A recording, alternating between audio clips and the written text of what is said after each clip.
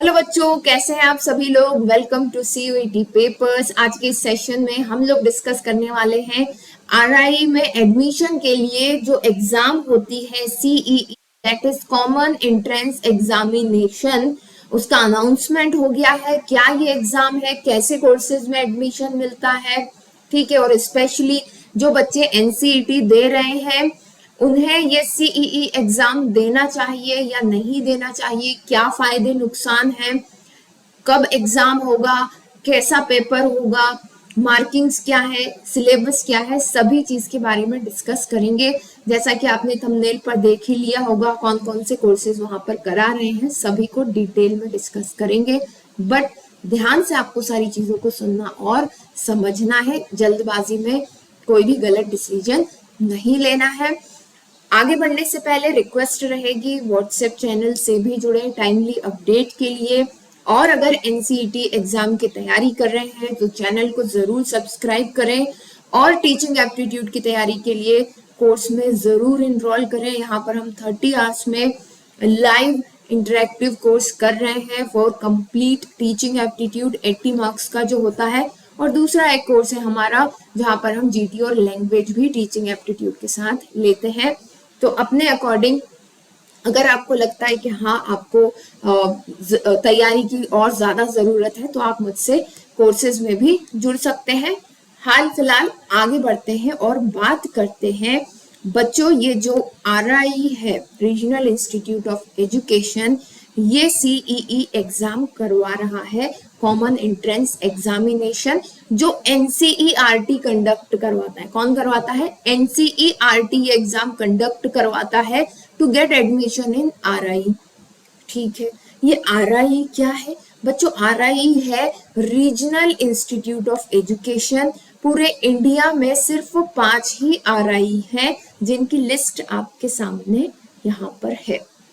ठीक है, regional institute of education ये प्रीमियम इंस्टीट्यूट है जो इंडिया में जो टीचर्स की ट्रेनिंग करवाने का काम करता है। इन संस्थानों से पढ़े हुए बच्चे बहुत ही हाई क्वालिटी के टीचर बनते हैं। क्यों? क्योंकि यहाँ पर जो पढ़ाया जाता है वो लेटेस्ट इंडिया में जो भी पॉलिसीज एजुकेशन में जो चेंजेस होते हैं सबसे पहले यहाँ पर इम्प्लीमेंट होते हैं और पायलट लेवल पर, और फिर फर्दर हम कह सकते हैं कि इम्प्लीमेंट किए जाते हैं। ठीक है, तो इसलिए अपने आप में ये बहुत ही प्रेस्टिजियस इंस्टीट्यूट है।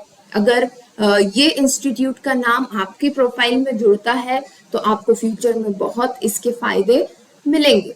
तो 5 RI है हमारे पास। RI मैसूर, भुवनेश्वर, अजमेर, भोपाल और शिलोंग। ये पांचों इंस्टीट्यूट अलग अलग कोर्सेज कराते हैं बच्चों। ये RI आपके सामने ये जो कोर्सेज हैं, ये 6 कोर्सेज हैं, ये ऑफर कर रहे हैं, है ना। तो ये जो CEE एग्जाम हो रही है उससे आपको इन 6 टाइप के कोर्स में एडमिशन मिल सकता है अकॉर्डिंग टू योर क्वालिफिकेशन। ठीक है, कौन कौन से कोर्सेज हैं?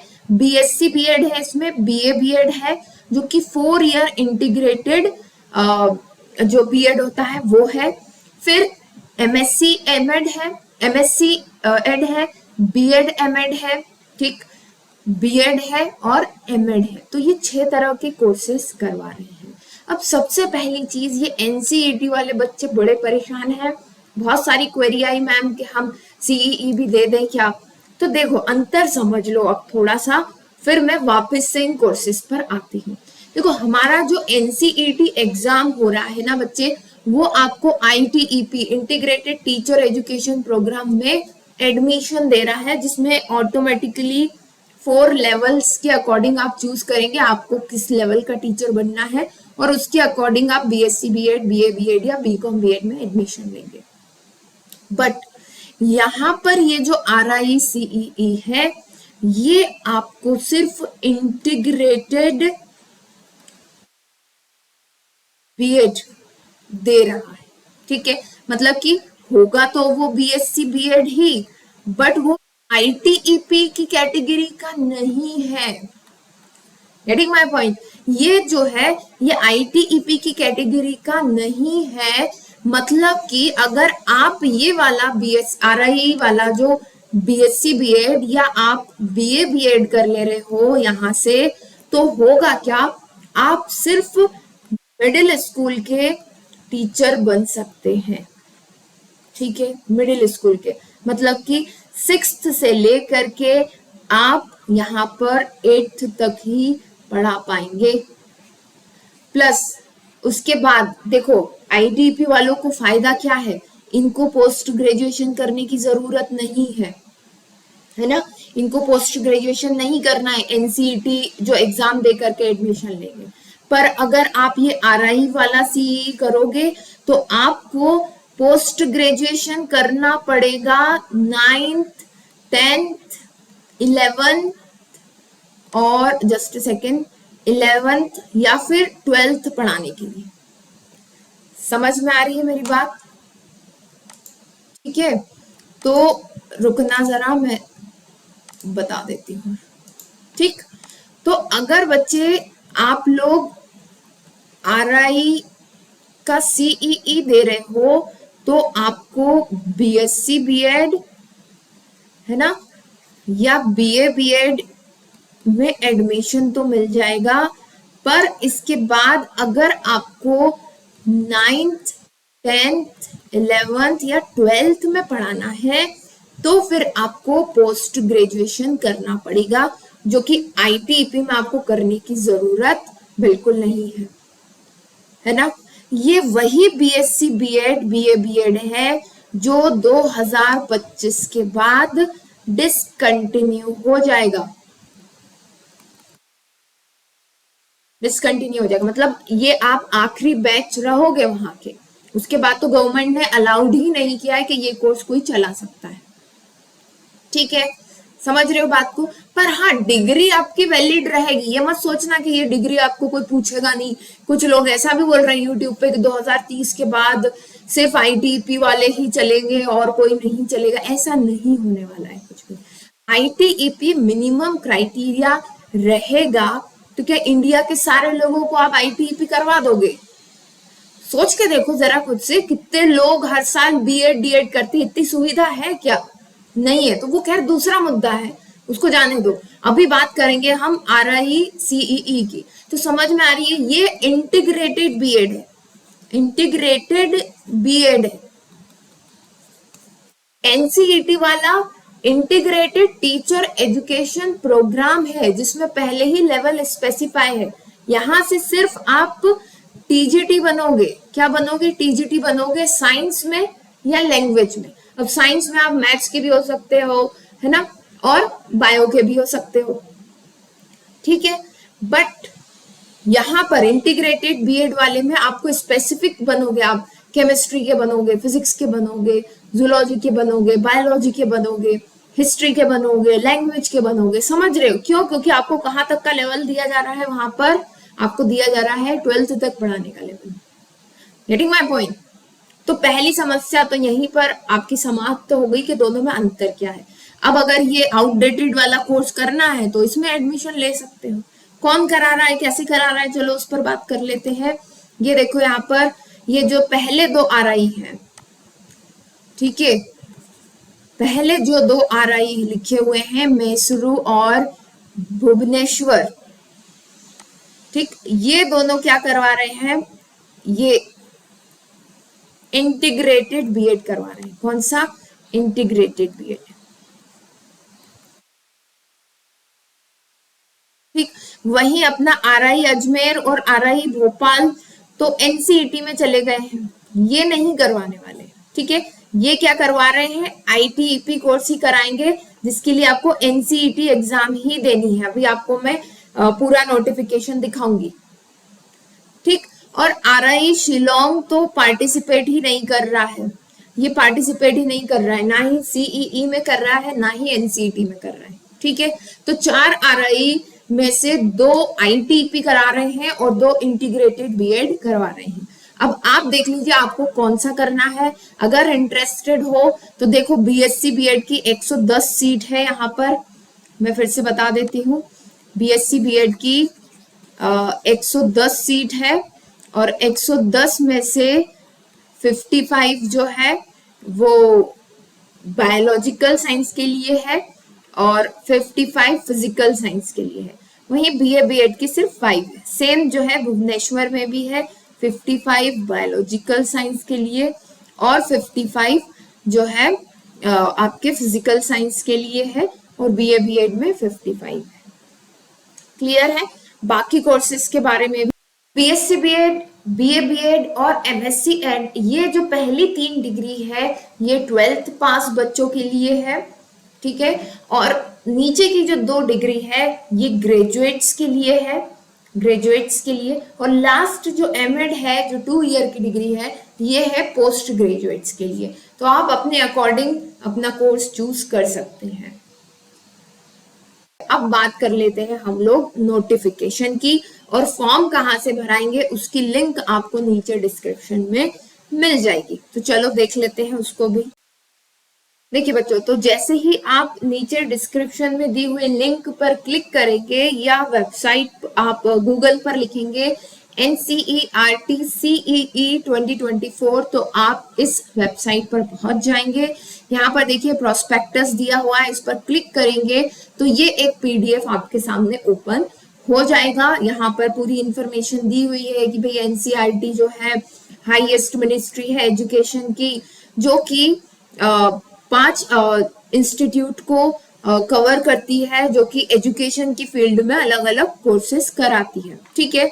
5 आपको मैंने इंस्टीट्यूट बता दिए, फिर नीचे इंफॉर्मेशन दी है कि ये जो इंस्टीट्यूट है ये इतने तरह के कोर्सेज ऑफर करते हैं। जरूरी नहीं है कि सभी 5 के 5 ये 6 के 6 कोर्स करवाएं, ठीक है।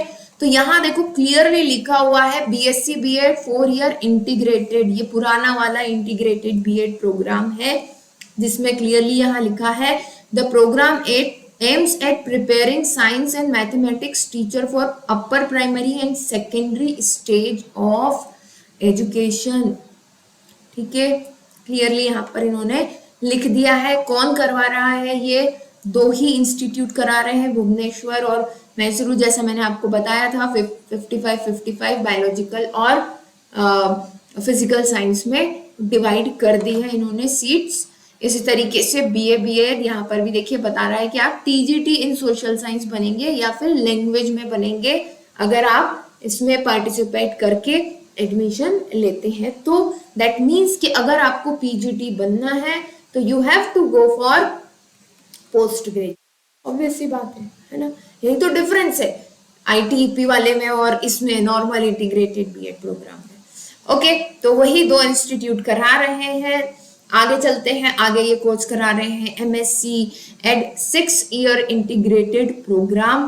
तो यहाँ पर देखिए इन्होंने कहा है the course related to the physics, ये सिर्फ फिजिक्स केमिस्ट्री और मैथमेटिक्स में होगा। That syllabus is same subjects in BSc PCM and MSc physics chemistry and mathematics. Okay, तो इसमें कुछ आपको बीएड का कंटेंट भी पढ़ाया जाएगा। ओके, आगे चलते हैं। ये कोर्स कौन करा रहा है? ये करा रहा है RI मैसूर। नाउ नेक्स्ट आगे बढ़ते हैं, बात करते हैं बीएड एमएड की 3 इंटीग्रेटेड प्रोग्राम। तो यहाँ पर देखिए कौन कौन करवा रहा है। ये सिर्फ RI भोपाल करवा रहा है, वहां पर 55 सीट्स है। देन यहाँ पर बीएड कराया जा रहा है। ओके, तो ये बीएड जो है आपको ग्रेजुएशन के बाद ही मिलेगा। कौन कौन से इंस्टीट्यूट करा रहे हैं? ये 2 ईयर बीएड है, ये ग्रेजुएशन के बाद होगा, ये याद रखना। RI Bhopal, RI Ajmer, RI Bhubaneswar, Mysuru और मेरी शिलोंग, ये इंस्टीट्यूट करवा रहे हैं। फिर 2 ईयर एमएड है, ठीक है, ये ग्रेजुएशन के बाद होगा। अगेन बीएड जिन्होंने कर रखा है उनके लिए रहेगा ये। और कौन कौन से इंस्टीट्यूट करवा रहे हैं ये यहाँ पर नाम दिया हुआ है, ठीक। बीएससी बीएड यहाँ पर एलिजिबिलिटी दी हुई है। सो बीएससी बीएड अगर आपको करना है साइंस से तो ऑब्वियस सी बात है पीसीएम आपका होना चाहिए। एंड सिमिलरली आप जो भी बच्चे हैं वो 2022, 2023 या फिर 2024 में अपीयरिंग हो, ठीक है, उससे पहले के 2021 वालों को ये कंसीडर नहीं करेंगे। Same with the BA BEd. MSc Ed में भी वही बच्चे एडमिशन ले सकते हैं जिन्होंने +2 जो है वो साइंस से किया हो, PCM से किया हो, PCB वाले इसमें नहीं चलेंगे, ठीक है। और आगे बढ़ते हैं, बात करते हैं, वही सेम क्राइटेरिया है 22, 23 और 24 में अपियरिंग बच्चों को ही ये कंसीडर करेंगे। देन उसके बाद बीएड एमएड के लिए एटलीस्ट आप पोस्ट ग्रेजुएट होने चाहिए, या तो साइंस में या फिर सोशल साइंस में। बीएड के लिए आप ग्रेजुएट होना चाहिए अपने रिस्पेक्टिव सब्जेक्ट में, मतलब कि साइंस या फिर आर्ट में। और एमएड के लिए आपके पास इनमें से कोई डिग्री होनी चाहिए, that is BEd, BEd, BA BEd, BEd, BSc BEd, BSc Ed, इस तरह की डीलिड वेलिड, इस तरह की आपके पास डिग्री होनी चाहिए। ओके, आगे बढ़ते हैं और बात करते हैं कि कौन से कैंडिडेट किन किन स्टेट से एडमिशन ले सकते हैं। ये पूरी चीजें दी गई है डोमिसाइल के बेसिस पर, आप देख लीजिएगा। बात करते हैं पेपर पैटर्न की, ठीक है। तो फीस कितनी है? 1200 फीस है, फिर 600 है कैटेगरी के लिए, पीडब्ल्यूडी के लिए भी 600, बाकी सभी के लिए 600 है, बाकी जनरल और ओबीसी वालों के लिए 1200 ये फीस दे रखी है। एलिजिबिलिटी क्राइटेरिया हम पहले ही बात कर चुके हैं। ये सिलेबस है जिसमें आपसे लैंग्वेज प्रोफिशिएंसी मतलब कि इंग्लिश ग्रामर, टीचिंग एप्टीट्यूड पूरा कवर है इसमें, प्लस आपकी रीजनिंग एबिलिटी। तो ये 3 मेजर सेक्शन है। अगर तैयारी कर रहे हो तो टीचिंग एप्टीट्यूड का कंटेंट बहुत सारा CUET पेपर्स पर भी और अपनी जो पुरानी चैनल है स्टडी ऑफ एजुकेशन उस पर भी मिल जाएगा, ठीक है। चलो आगे बढ़ते हैं, बात करते हैं पेपर कैसा रहेगा। तो पेपर के लेवल ऑब्वियस सी बात है, क्योंकि +2 वालों के लिए ग्रेजुएट और पोस्ट ग्रेजुएट 3 तरह के लोगों के लिए पेपर इसमें अलग अलग आएगा, ठीक है। और आपके लेवल के अकॉर्डिंग ही पेपर रहेगा। 12th वालों को 12th के अकॉर्डिंग, ग्रेजुएशन वालों को ग्रेजुएशन के अकॉर्डिंग और पोस्ट ग्रेजुएशन वालों को पोस्ट ग्रेजुएशन के अकॉर्डिंग पेपर की कॉम्प्लेक्सिटी रहेगी। पेपर की बात करें तो यहाँ पर 80 क्वेश्चंस रहेंगे, ठीक है, जिसमें लैंग्वेज प्रोफिशिएंसी के 20 क्वेश्चन होंगे, टीचिंग एप्टीट्यूड के 30 क्वेश्चंस होंगे और रीजनिंग एबिलिटी के 30 होंगे। तो 30 आपका टीचिंग एप्टीट्यूड, 30 आपका रीजनिंग और 20 आपका इंग्लिश, ठीक है। तो 60, 70, 80 टोटल 80 क्वेश्चंस रहेंगे। एक क्वेश्चन जो है 1 क्वेश्चन 2 मार्क्स का रहेगा और इसमें नेगेटिव मार्किंग भी है। गलत क्वेश्चन करने पर -0.5 मार्क्स चले जाएंगे। क्लियर? तो ये था। और यहाँ पर एग्जामिनेशन कहाँ होगी ये सिटीज बताई गई हैं, प्लस यहाँ पर डेट्स दी गई हैं कि अगर आप BSc BEd, BA BEd, MSc MAd के लिए एग्जाम में अपीयर होना चाहते हैं तो आपकी एग्जाम होगी 16/6 मतलब 16 जून को। और जो है इसकी डेट क्या है? 16/6 है, सभी के लिए क्या है? 16/6 है। बट जो है आप लोग अलग अलग टाइम पर, क्योंकि कुछ बच्चे अपीयरिंग भी रहेंगे ना, तो वो अपने मार्क्स जो है, जो अपीयरिंग बच्चे हैं वो अपने फाइनल मार्क्स 20 जून तक भर सकते हैं, BSc BEd, BA BEd और MSc ED वाले। और जो पोस्ट ग्रेजुएशन करके आए हैं या ग्रेजुएशन करके आए हैं BEd MAd के लिए जो आ रहे हैं वो 30 जून तक अपने नंबर भर सकते हैं, ठीक है। बट एग्जाम सभी का कब है? 16/6 को ही है। रिजल्ट कब आएगा? 10/7 को आएगा, मतलब जुलाई में आएगा, ओके। बट किसका? BEd और MAd वालों का, और BSc BEd, BA BEd, MSc ED वालों का 5/7 को आ जाएगा। 5 जुलाई को आप लोगों का इंटीग्रेटेड वालों का आ जाएगा और BEd MAd का 5 दिन बाद 10 तारीख को आएगा। उसके बाद वही सब काउंसलिंग एंड ऑल। अभी भी कोई डाउट रह जाता है तो व्हाट्सएप करना मुझे या फिर कमेंट बॉक्स में लिखना, डेफिनेटली मैं आपका जवाब दूंगी। आई होप चीजें आपको क्लियर हो गई होंगी। फिर मिलते हैं जल्दी नेक्स्ट वीडियो में, तब तक के लिए बेस्ट ऑफ लक।